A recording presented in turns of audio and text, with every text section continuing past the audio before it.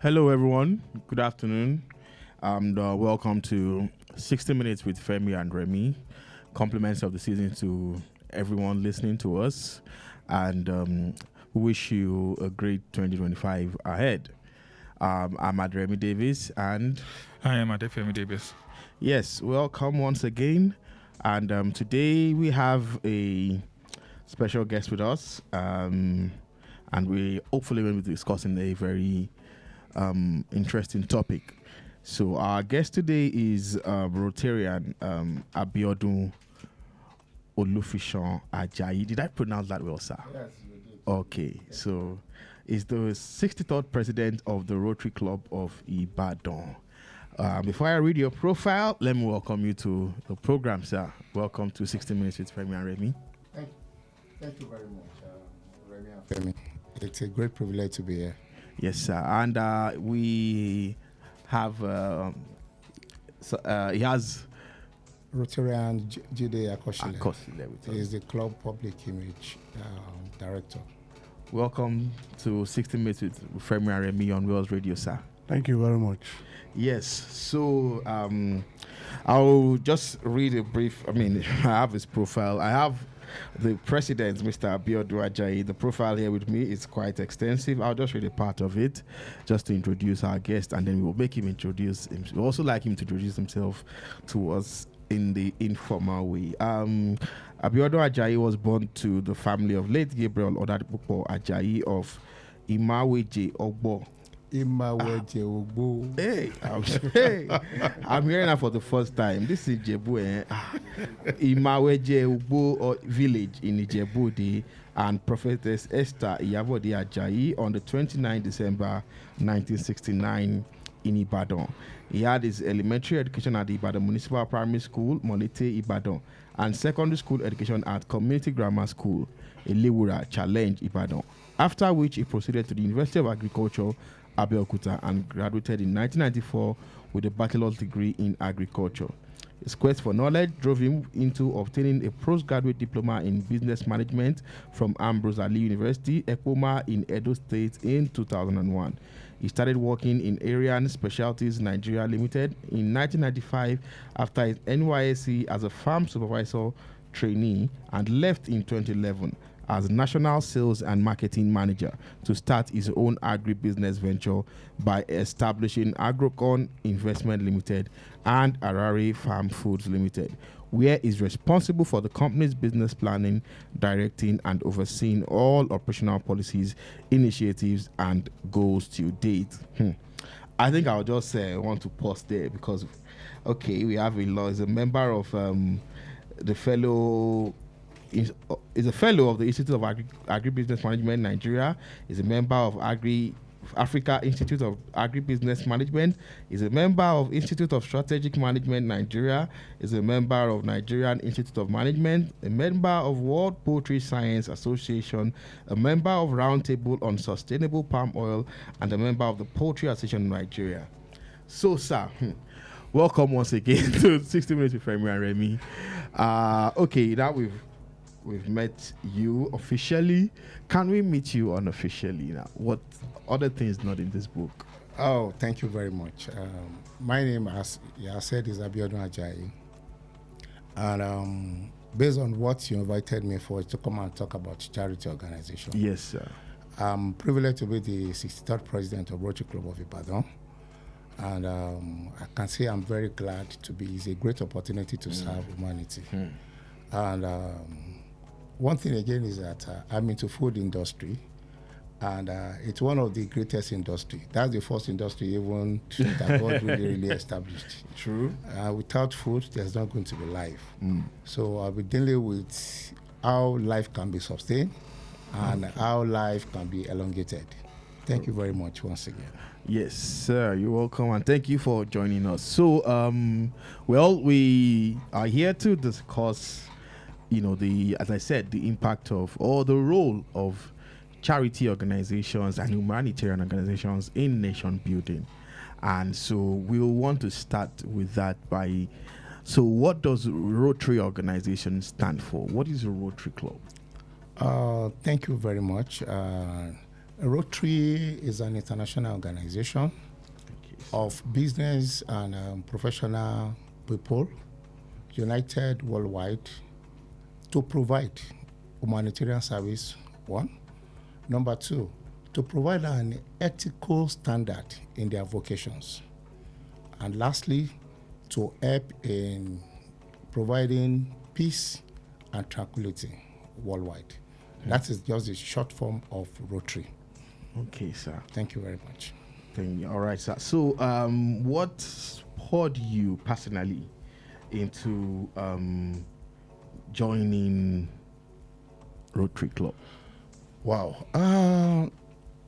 What joined me in particular, what made me to be interested in Rotary is, number one, I've been interested to be part of Rotary right from my university days, in the days of Rotaract. And at that time, we have Rotaract, we have JCs, then we have ISEC.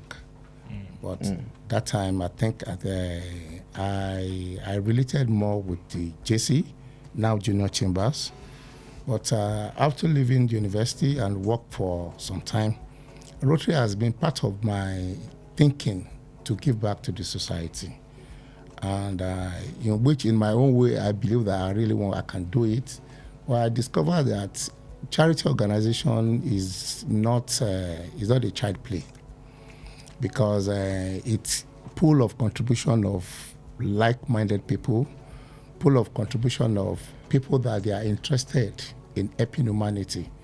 So, and it's not easy for you to pull it together. So Rotary gave me an avenue to be part of them, so that I can join that pool. I can join people that they believe in service, they believe in helping humanity, that we can come together and do it in a bigger way, that do it all alone in a smaller way. Thank you very much. All right, sir. How long has Rotary been in Nigeria? Rotary actually, by the 23rd of February, Rotary is going to be 120 years worldwide. Wow. And we are going to celebrate it. Wow. But Rotary started in Nigeria in 1961. 1961, in which 3 clubs were being inaugurated in that year. And that is a Rotary Club of Kano, Rotary Club of Lagos, and Rotary Club of Ibadan. My club was the third among the 3. So those are the 3 first Rotary clubs we have in Nigeria. Rotary Club of Kano, Rotary Club of Lagos, and Rotary Club of Ibadan. Thank you very much. Okay, so how big has Rotary grown in Nigeria right now? Wow. Rotary has grown so well in Nigeria that in Africa today, Nigeria is the only Rotary club in Nigeria. We have, in Rotary have a formidable plan. They have a wonderful structure. And we have different segments. In Nigeria today, we have 5 districts in Rotary. 5 districts. 5 districts. 5 districts. Okay. Yes. And under these districts, we have clubs. We have Rotary clubs. Okay. Initially, when they started in 1961, it was the Rotary we have that time. It's affiliated to almost all the Rotary in West Africa. Okay. We have Rotary Club of Accra, Rotary Club of Senegal, Rotary Club of Dakar. All of them are together as one. But Nigeria as a whole is the only Rotary club in the whole of Africa that we have 5 districts. All others, even in South Africa and all that, they have maybe 2 or 3 districts. Wow. Thank you very much. Okay. Let's talk about what Rotary does to the general populace. How do they feel? In what areas do you think Rotary has been instrumental to, say, pan-Nigerian development? In Rotary, we have like what I said before, we have a wonderful structure, and we have what we call area of focus. Area of focus. Under area of focus, we talk about basic education and literacy. We talk about maternal child health. Okay. We talk about peace. We talk about environment, how we can help environment. That's why you see a lot of Rotarian doing tree planting, we street naming, we redesign bus stop, we make sure that environment is well taken care of. Under basic and literacy education, we talk about giving people scholarship, helping some dilapidated schools to rebuild their structure, helping to donate books. Under maternal and child health, which is very, very important, we help the pregnant women by donating to various hospitals. Okay. Yes. Also, too, under our area of focus, there are 7 areas of focus that we have in Rotary. Okay. And good. Each segment is, we make sure that we service all those segments in each Rotary year. Okay. By various Rotary clubs that we have.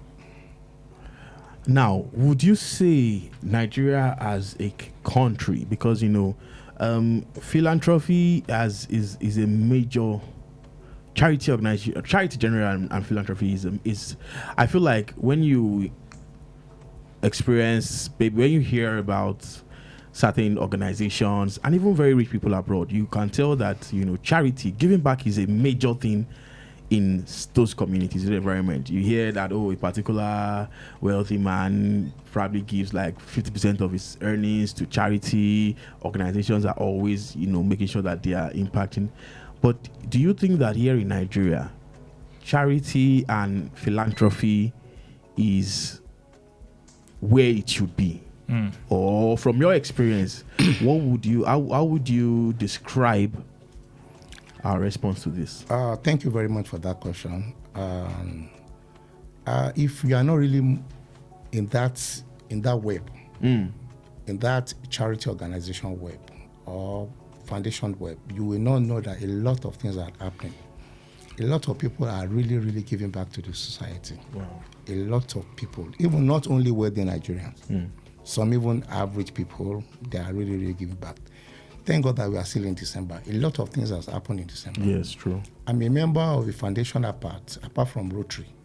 I'm a member of a foundation that I know tomorrow we are going to spend nothing less than 10 million just to take care of people that we don't even know. We go to motherless baby homes. We go to school of handicaps. Wow. We go to some homes just to give them what they need to take care of their children. There's a lot of people that they are really, really helping. Unless if you don't move closer. In Nigeria today, our government are trying, but because we do not trust our leaders, and likewise too, the followers too, they are not doing what we need to do. We only blame government. In our own little way, we are not providing adequate thing that is expected from us. So a lot of people are really, really trying to help in society today. Okay. Maybe because of Rotary, because of my background, because I know a lot of people come around to Rotary that we want to do this. We want to contribute this. We want to partner with you in doing this. Some people that you think that you are even better than them, they come around to come and offer their assistance or help just to help humanity. But many people prefer a well-structured organization for them to do their donation properly. Yeah, I think it largely has to do with trust issues and branding over the years. Rotary has been, you mentioned that Rotary has been in existence for about 120 years and over 60 years in Nigeria. I think that's enough for people to develop trust, to develop confidence. Now, do you think that, we recognize when you mentioned the brand Rotary, people know, but do you think that you're sensitizing the public enough to let them know that you are doing a lot? You are very right. You are very right. And it's one of the reasons that we have public image and public relation in part of our offices in Rotary. We are really trying our best in our own little way, but you discover that today, communication is not cheap. Communication is not cheap. Communication is a little bit expensive now. But in our own little way, we are trying our best to communicate with I want you to expatiate on that, sir. Now, when you mean communication is not cheap, can you expatiate on that? Let's understand that more, because some people may think, okay, what do you mean by communication? Are you saying there could be internal communication, there could be external PR? What part of communication? are mere based on relationship and privilege. If we want to do, Rotary want to do a special program or some other charity organization, if they come to your organization and give you their timetable about what you want to do, one way or the other, there may be a request for them to sponsor it or to fund such programs. True. And the cost. If you have a budget of 20 million, you will be shocked that only media and advertisement alone, we can take about maybe 2 to 3 million out of it. For example, like I said before, we are having a program tomorrow. Yeah. What we are spending on media and advertisement, I was shocked when they brought in the budget. Yeah. But there's no way, you still need to communicate with people. You still need to communicate with people. But communication is not cheap. Because the structure we have in this place too is not cheap. You need to fund it, sustain it. That's true. That's true. Now, a lot of people, we have a lot of people who say, oh, why, these days we hear people say, oh, don't go with your cameras, give, but don't go with, I don't know if you have heard that on social media, just trying to, maybe because there's I agree with Father, you mentioned that a lot of people are doing a lot of giving back and a lot of influencers, social media people, and you see some people, then some create a lot of content around it.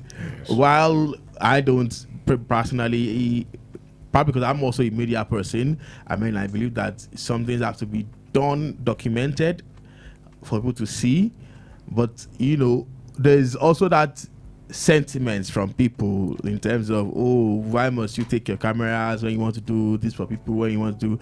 Now, as an organization, as Rotary, what structure do you have around, this thing? And then what's your take? What's your position on, how do I put it? Publicity for your activities. We really want to, in most of the trainings and seminars that we did in Rotary, public image is one of the major things that we focus on, just for people to sanitize them and for them to know that there's opportunity and avenue for them to improve in whatsoever anything that they are doing. Okay. And there's a content and a good value that we can curate for them. But if we too are not really coming out to let people know what we are doing, at the end of the day, we may not achieve our set objective. In view of that, we don't mind to spend one thing or the other to spend to publicity, because we know the importance of it. Yes. We know the importance of it. And we know that it is very important, it is very paramount for people to know that there's opportunity for them to enjoy one facility or the other through Rotary. And I also feel it's important that because just contrary to public opinion that, oh, you don't have to, showcase what you do, you don't have to take cameras. Yes, I know probably from the Bible talks about, oh, we're giving in such a way that even your left hand doesn't know your right hand is giving, right? We understand that. But for an organization that has a structure and that also needs more support, because I believe most of what you do is based on goodwill of people, donations and members contributions. So if you don't put what you are doing out there, it would limit how well people can support what you are doing. Yeah, you're right. Yes, and that brings me to the question of how does Rotary gather funds to do all these things that you do? Thank you very much. First thing first is that Rotary Club, we have a subset that we call Rotary International. Okay. Rotary International is the parent body in which most clubs are affiliates of Rotary International. Okay. Under Rotary International, we have what we call Rotary Foundation. Under Foundation, people contribute all over the world. Like when I was defining Rotary, I said united worldwide. People that you didn't know, from India, for Pakistan, they contribute. Wow. They contribute to this pool of fund. And it is from this pool of fund that clubs apply for them to do their projects. Oh, wow. That is number one. Number two, club members, yearly we contribute. because we too, we have a responsibility to contribute to that pool of fund. And minimum today, if you see any Rotarian, he has contributed about $108 to Rotary International through paying their annual dues and some other fund.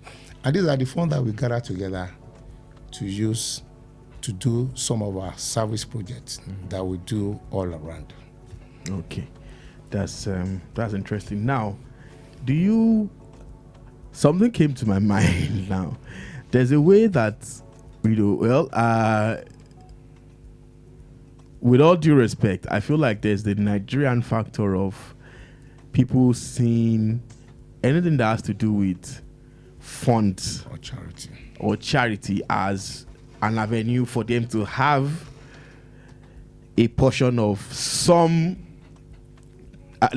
national cake or some free money, and there's an entitlement that a lot of people have. Just like when you see maybe there's a funding from the government, people say, "Oh, this is our," and then maybe it might even be a loan application, and then many of them struggle because many of them don't even have plans to pay. They don't have plans to pay back because they feel like whatever, they don't even want to know whether you're a private businessman or you have collected money from the government. They just feel like anything that has to do is we have some funding to support people. There's that entitlement mentality.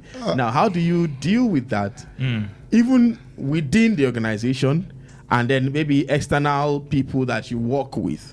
Oh, thank you very much. That's a fantastic question, because we are Nigerians and we know what is really happening in our society. Some people, they establish charity or foundation just for them to make money or get external funds, and just for you to use it to enjoy their life. But in Rotary is well structured that you cannot be in leadership in Rotary without passing through. Before you can become the president in Rotary, or because you could have passed through some training. Training is there. You could have bring in what you want to do, and it must be aligned with club. For every Rotary club, they have what we call set program. We have a year plan, like a 3 to 5 years plan. Wow. Then in 3 to 5 years time, this is what you want to do. So if members or outside are contributing, they contribute towards achieving that set objective. We have a plan. We must have minimum of 3 to 5. A maximum of 5 years plan. Wow. That we want to do this. We want to build this hospital. We want to build a charity. We want to contribute to this. You could have, like now, in my club now, I'm the president. The president that is coming after me now, he has started planning before he becomes the president. Wow. So with that, we will bring his program to the club. Wow. And we will deliberate on it. And we will look whether it is in line with the set plan for the project and the plan that the club has. So Rotary, that one, we have a minimal record of people playing pranks with people's fund. That's amazing. Thank you very much. Now, the entitlement mentality of Nigerians, I think it's really up for discussion, considering the desperation that sadly drove a few people to their deaths in different parts of the country recently. What do you think is the solution to that? You're in charity, and you must have contended with people of, and I'm saying this respectfully, people of low-income backgrounds who have this entitlement mentality.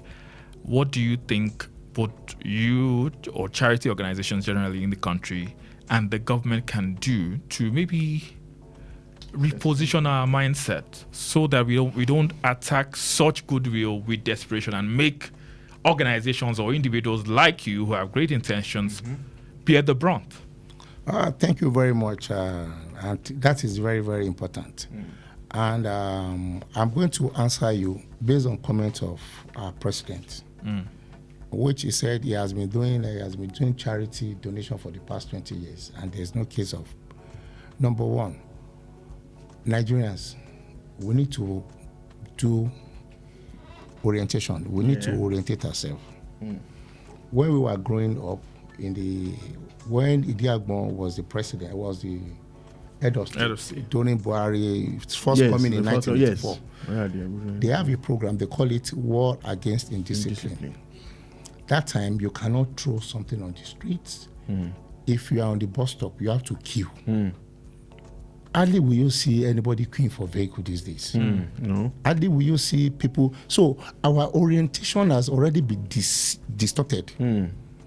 We need to bring that back. And that is why I'm privileged I was invited to a national orientation. They invited me for one other program. I told them that the major job that you have is to orientate Nigeria about how would we need to do things in a proper way.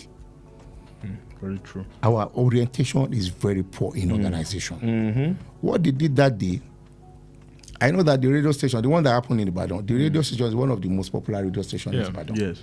And they've run the advert for quite a lot. It looks as if that they are ready for the whole of Ibadan. So on their own side too, their organization was poor, and they need to look into that. I'm sure they are not ready for that mammoth crowd. And this is a big lesson, not only to them, even to we too. Yeah. Like I said before, there's a program we want to do tomorrow. We want to do for 300 people, but already we have our plan where we want to go, how we want to do it. We will not do it like we did not even announce, but I know that they are sure that we are coming. So we are not going to do it in the afternoon. We are going to go there around 6 a.m. in the morning to do the donation. By 7 a.m., we are off. So to me, I believe it's just to make sure that all this kind of occurrence did not happen. Because I want us to still talk more on that, and I'm really glad that you've mentioned some in terms of organization, but I also feel, and I think that's where my brother is coming from, beyond organization. Now you go with a goodwill, like, okay, we want to bring this to you. And I don't know, probably I can also ask that at any of have you experienced such over the years, as a Rotarian, where, something intended for perhaps a goodwill because of the way it was received? During COVID, something like that really happened during COVID, because my club, we gave some food stuff out, but we learned a lesson. A lesson in the sense that you have to do it you will not do it for the whole community. You segment who you really want to help, and you take it official. You write to them. Okay. We're expecting this organization to come, and we need this number of people to come. So, like, we have a program in my club, a Joker Get Child program. We write a letter to schools that we want this number of students to participate. Okay. So that won't help us to plan for the number of people that are coming. And I'm sure this laid down rules and this laid down plan has been because of our past experiences too. So for now, I don't think we are having that kind of a problem of managing the people that we invite to our programs. So I feel like one thing we can pick from that is this concept of, maybe it's a bit dangerous right now to do something for the masses. It should not be masses. You should always plan. If it is teachers that you really want to help, write to NUT. NUT give us about 50 schools, primary school from this, maybe grade level, this to this. Let them come. You should be specific. And intentional with what you want to do. Wow. Now, while I agree with, and I do agree 100%, sir, how do we, going forward, maybe this may even translate beyond charity, how do we fix the entitlement problem in Nigeria? It's the reason for corruption. It's the reason for so many things. Everybody believes when I get there, I have to get my share. I have to get it anyhow. I remember that one of the paramilitary organizations in Nigeria had a recruitment process at the stadium in Ibadan. Yes. And it was crowded, and there was stampede, and things happened. Jiga, how do we become, and I'm sorry, I'm using this word respectfully, and I think I'm part of the country. How do we become more civilized? All right. Even before these three happened, it happened in a church too. A guy came online and said a church had a service, and because there was stampede, he lost his wife and a daughter. Why should I go and pray and then come back with dead bodies? Why can't Nigerians be orderly? Can government, maybe even the civilian government, can they bring back kick against indiscipline, war against indiscipline? We need to fix this problem. We are raising children right now, and I fear it's going to get worse. Yeah. Thank you very much for your question. That's a wonderful question, and I really like it.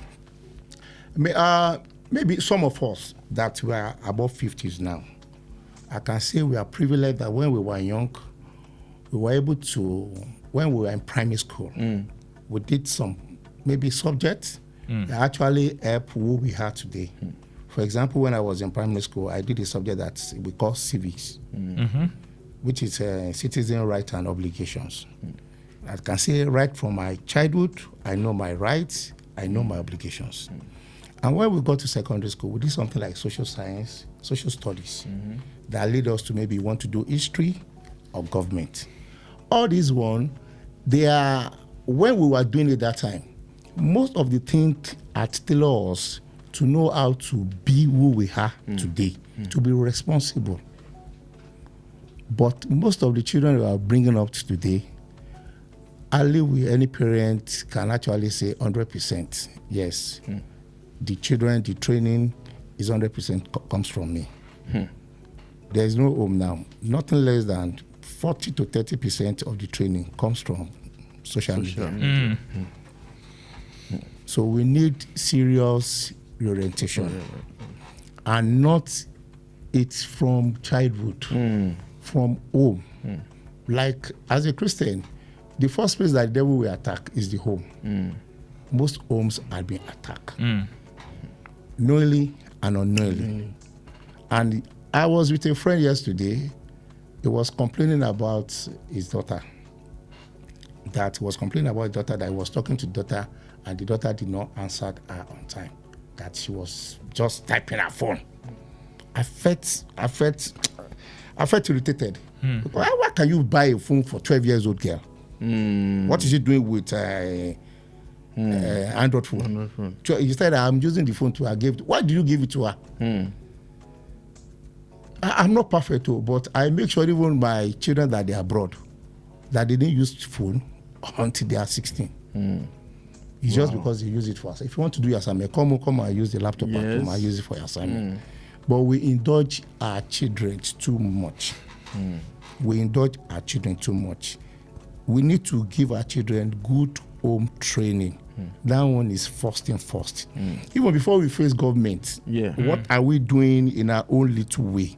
What are we doing in the four walls of our home?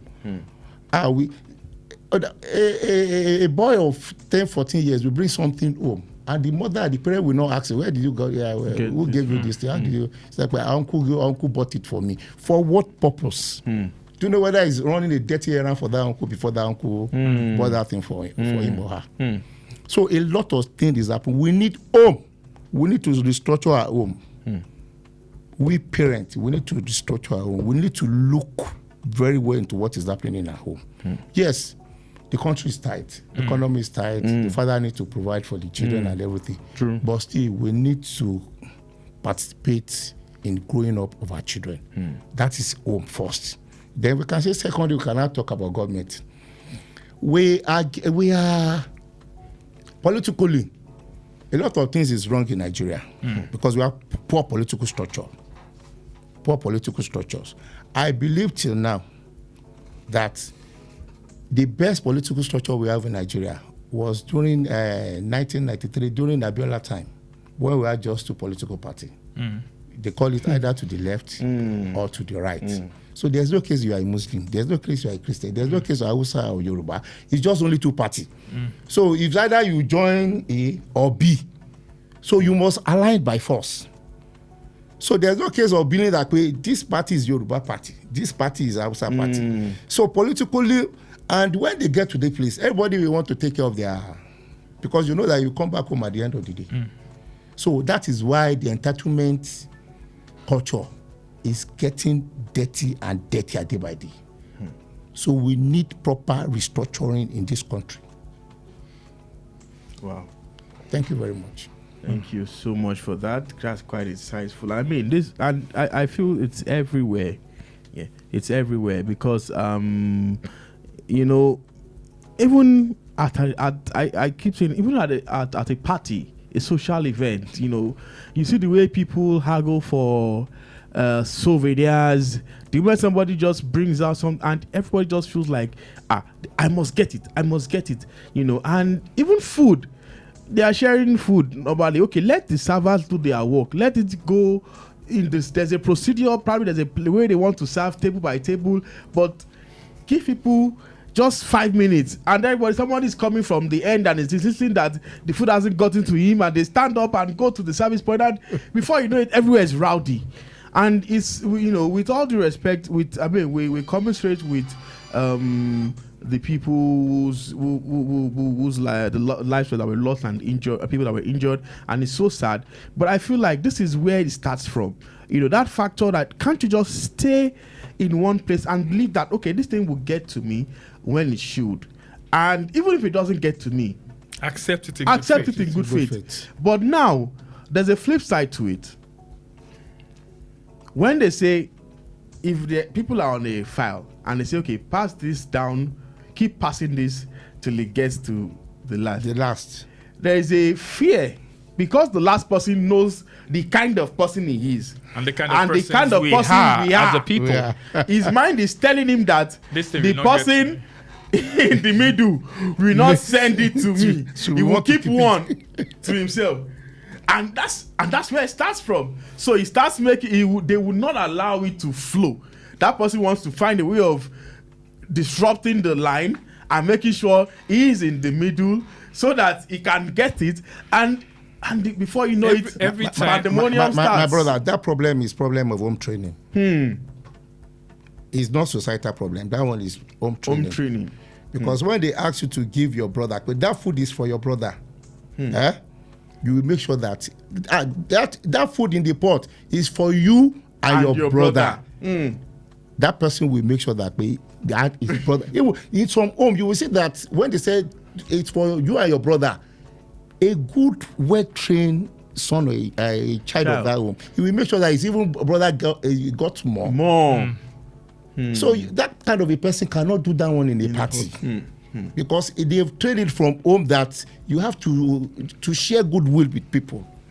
You have to experience, you have to make sure that other people too are well taken care before you took care of yourself. Wow. I would want you to also contribute to this, Mr. Kosile. Because I mean, you are even the public image person of the brand, and I'm sure you must have interacted with this kind of things in a couple of scenarios. I just wanted to share a word with us on how you think we can actually tackle these mindset problems. Like my president actually said, what we need to do is orientation. We need to reorientate ourselves about how we need to do things rightly. Sorry, your mic was muted. Okay, it was muted. Okay. Yes. I was saying that we need to do more of reorientation. We need to, like the National Organization of National Orientation Agency, they need to do what they are meant to do. They need to sensitize people, let people know how to behave. Then we also need to go back to the homes.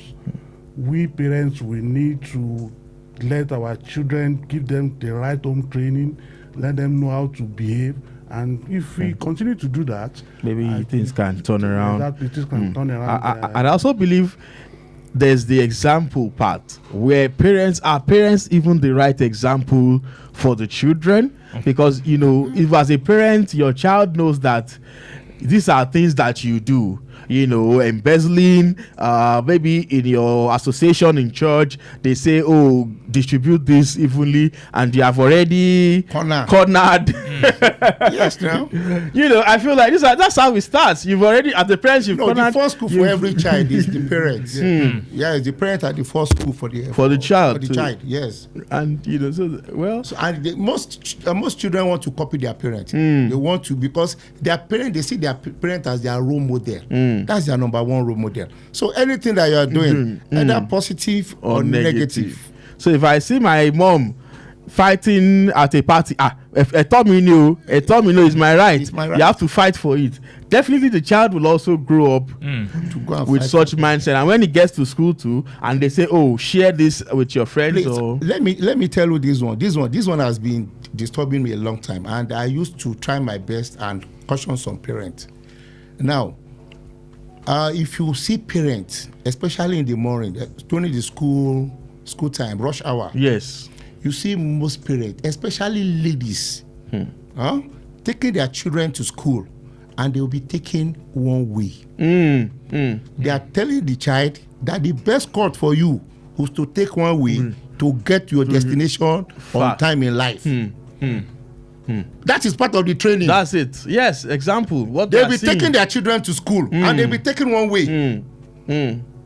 And they didn't know that they are telling that child that when you grow up, you too, if you want to get to where you want to go on time, just take shortcuts. Wow. Take other people's opportunity. Wow. Grab it. It's a big lesson. It's almost go to some. You just go in the morning during the school hours. I'm of course. And mostly ladies, totally aware of what you do. Mostly ladies, our mothers, they are the ones that used to commit that offense a lot. And I think that's, as you said, it speaks volumes, because a child that goes to school every day and sees the mother, face, oncoming vehicle. Yes, evade the queue. There's a reason why there's a queue. Follow the queue. That child will also do the same in school, and it will grow up like that. I think we need to bring back war against indiscipline. Yeah, we need to bring back war against indiscipline. It's very, very important. And we need to start from school. There's no point driving a 20. We need to talk to government. National Orientation Organization. A National Orientation Agency, yes. The fact that it's a civilian government does not mean that we cannot have rules. Yes. The president changed the national anthem. Nobody did anything about it. Yes. So he can say, okay, if you do this, if you're the Fashola era too. There was Kai in Lagos. There was up till now. There are. Right? You disobey a traffic law. There was a mobile court. Yes. They try you 3 months. They impart your vehicle. The fact remains that Fashola is a real politician. So we need real politicians too. How many of our politicians are like Fashola? Although most of them are looking for they second time. themselves. See, and then they are looking for second time, so they don't. Wow. Now, what do you want to tell a parent that is selling on the road? On the road, yeah, his shop is on the major road. What do that parent want to tell the child, his or her child how to behave? This place is wrong. It's wrong. Yeah. They need people that says on the road. They used to take them to court and sue them for attempted murder because they attempted to kill themselves. Yes, it's dangerous. It's attempted suicide. Yes, now. It's suicidal. If a parent is now doing that, what do you want to tell your child when you are disobeying government? Wow. So homes, we need to do a lot of reorientation for homes. This is this is radio station. When we were young, there's no radio station during no while that time. There's some jingles that they will tell you just to correct some laws, to change some things in the society. Please, you need to maybe in your meeting do more of exposing these social vices, and let us do. Please. Wow. I guess we don't all have to wait for the government as well. Maybe that's what you're saying, and Yeah. I agree with that. I feel religious organizations are also very important. They are instrumental what is the church to teaching? What achieving is that. what are they teaching in the mosques? What are, and this it's a long process, but we need a very serious overhauling in Nigeria, and it's a mindset overhaul. And if we can achieve that, it will really, really help us as a whole, because I feel so bad that how can someone want to do good and that good has become a problem for them. Well, we agree, as you said, organization, maybe they also, but it's a learning curve for them. And I just believe that, they will come out of it strongly, and they can. It was really sad that parents would take their children over the fence. Over the fence. I mean, what were you expecting? Was she going to give you her million naira?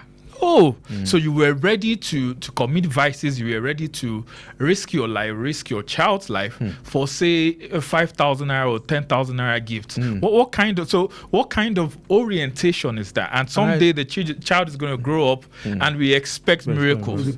And I think it's beyond some course. People blame it on poverty mentality, but it's not just poverty. It's because it's not just what you need. Come to parties where people are gorgeously dressed, you will see the same thing. Come to church, fighting for 600 naira gift item. Yes, a plastic bowl. People an do umbrella, it, and they are well dressed. Even for food at an event, for crying out loud, you can afford a plate of food for yourself. So why should you? But that mindset that mindset of it's my right. I must. Don't cheat me. Every time Nigeria has a fuel scarcity, all I always expect is, can we have one queue? One queue. If we have one queue, even if there are 100 cars, you can tend to them. Then somebody just comes with his Jeep and brings 3 other cars and blocks another gate. And then we have a brand in Ibadan when it comes to filling station that people really respected. Just because of that, you didn't allow that kind of way. So they set the example, they stood their ground, and people would obey. People would follow suit. And now people will prefer to buy from them, even from other stations, just because people know that they are noted for good. I believe there is hope. Yes. If people can stand their grounds, there is hope. And it's been quite insightful. I just want us to just go back to how do you think, maybe like a word to encourage people?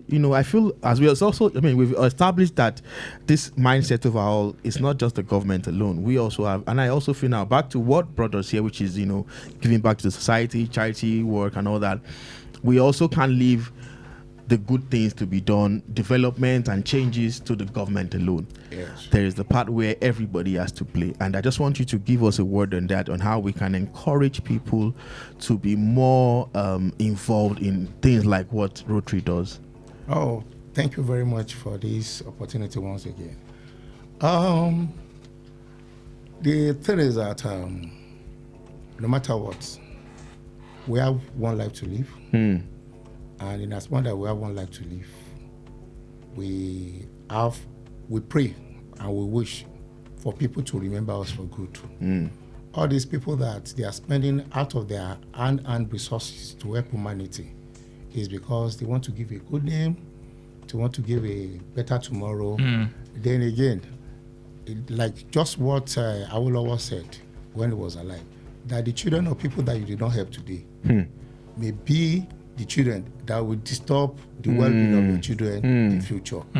So in as much that you are taking care of your children, you are taking care of their family, always think about other children too, that they don't have that opportunity. So in your own, if you are doing 10 for your children, if it's just 1 or 2, please let us try our best to do it for other children too, so that at the end of the day, all of us will have a better society and we have a better community. Thank you very much. Thank you so much, sir. Wow, it's been quite insightful. I feel like we probably would need to have a part 2 of this where we can continue the discussion, because we cannot. It's a big, we've brought up some very key fact issues, and we just need to do more. We can't overemphasize these things, and we really thank you for honoring our invite. Thank you also for coming with him, Mr. Olajide Akoshile. Akoshile. Yes. Sorry, sir. What's the meaning of that in Yoruba?